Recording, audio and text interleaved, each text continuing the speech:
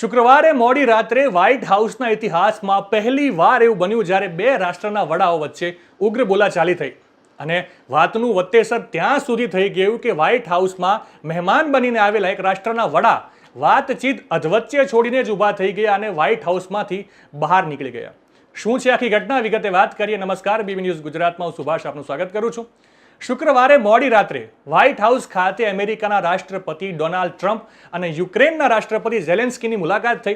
આ દરમિયાન ટ્રમ્પ, ઉપરાષ્ટ્રપતિ જેડી વેન્સ અને ઝેલેન્સ્કી વચ્ચે ઉગ્ર ચર્ચા થઈ ગઈ. બંને નેતાઓ વચ્ચે લગભગ 50 મિનિટ સુધી વાતચીત થઈ. આ સમયગાળા દરમિયાન એવા ઘણા પ્રસંગો બન્યા જ્યારે નેતાઓ એકબીજા પર આંગળી ચીંધતા જોવા મળ્યા. વ્હાઇટ હાઉસના ઇતિહાસમાં પહેલીવાર હતું જ્યારે બે રાષ્ટ્રના વડાઓ વચ્ચે આટલી તણાવપૂર્ણ વાતચીત થઈ હોય. ઉપરાષ્ટ્રપતિ જેડી વેન્સે ઝેલેન્સ્કી પર યુનાઇટેડ સ્ટેટ્સનું અપમાન કરવાનો આરોપ લગાવ્યો. તે જ સમયે અમેરિકાના રાષ્ટ્રપતિ ડોનાલ્ડ ટ્રમ્પે યુક્રેનિયન રાષ્ટ્રપતિને ઘણી વખત ઠપકો આપ્યો. ટ્રમ્પે ઝેલેન્સ્કી પર ત્રીજા વિશ્વયુદ્ધ પર જુગાર રમવાનો પણ આરોપ લગાવ્યો. આ પછી ગુસ્સે ભરાયેલા ઝેલેન્સ્કી વાતચીત અધવચ્ચે છોડીને જ ઊભા થયા અને વ્હાઇટ હાઉસમાંથી બહાર નીકળી પોતાની બ્લેક એસયુવીમાં હોટેલ જવા રવાના થયા. બંને નેતાઓ વચ્ચે ખનીજો અંગે એક સોદો થવાનો હતો, પરંતુ વાટાઘાટો રદ કરવામાં આવી હતી. જ્યારે ઝેલેન્સ્કી રાત્રે લગભગ 10 વાગે ટ્રમ્પને મળવા માટે વ્હાઇટ હાઉસ પહોંચ્યા ત્યારે ટ્રમ્પ દરવાજા પર આવ્યા અને તેમનું સ્વાગત કર્યું. બંને હાથ મિલાવ્યા. પછી ટ્રમ્પે ઝેલેન્સ્કી તરફ ઇશારો કરીને મીડિયાને કહ્યું કે આજે ઝેલેન્સ્કી સારી તૈયારી કરીને આવ્યા લાગે છે.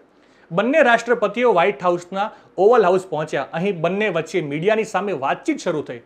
ટ્રમ્પે કહ્યું કે જો તે અને ઝેલેન્સ્કીને મળીને રશિયા અને યુક્રેન વચ્ચેના યુદ્ધને રોકી શકે તો ખૂબ જ સારું રહેશે. ઝેલેન્સ્કીએ ટ્રમ્પને યુદ્ધના ફોટો પણ બતાવ્યા. ટ્રમ્પ સાથેની વાતચીત દરમિયાન ઝેલેન્સ્કીએ કહ્યું કે શાંતિ કરારમાં રશિયન રાષ્ટ્રપતિ પુતિન સાથે કોઈ સમાધાન ન થવું જોઈએ. આ અંગે ટ્રમ્પે કહ્યું, અમે ઈચ્છીએ છીએ કે આ યુદ્ધ શક્ય તેટલું જલ્દી સમાપ્ત થાય. આશા છે કે આપણે વધુ સૈનિકો મોકલવાની જરૂર નહીં પડે. હું ખનીજ કરારની પ્રશંસા કરું છું કારણ કે અમને તેની જરૂર હતી. અમારા દેશ સાથે હવે યોગ્ય વ્યવહાર કરવામાં આવી રહ્યો છે. દોસ્તો, આખી વાતમાં વળાંક ત્યારે આવ્યો જ્યારે ટ્રમ્પ અને ઝેલેન્સ્કી વચ્ચે લગભગ 30 મિનિટ સુધી સારી વાતચીત થઈ રહી હતી અને ત્યારબાદ ઉપરાષ્ટ્રપતિ જેડી વેન્સ વાતચીતમાં વચ્ચે આવ્યો ત્યારે વાતચીત આખી વિવાદમાં બદલાઈ ગઈ. ટૂંકમાં કહું તો ઝેલેન્સ્કી અને ટ્રમ્પ વચ્ચેની આ બેઠકમાં ખનીજો અંગેનો એક સોદો થવાનો હતો, પરંતુ આ સોદો વિવાદને લીધે રદ કરવામાં આવ્યો. યુક્રેન અમેરિકાને દુર્લભ ખનીજ આપવા માટે રાજી હતું. આ ડીલના બદલે અમેરિકાએ યુક્રેનના રીડેવલપમેન્ટમાં મદદ કરવાની વાત કરી હતી. ટ્રમ્પ 1 મહિનાથી યુક્રેન પર દુર્લભ ખનીજ આપવાને લઈને દબાણ કરી રહ્યું હતું.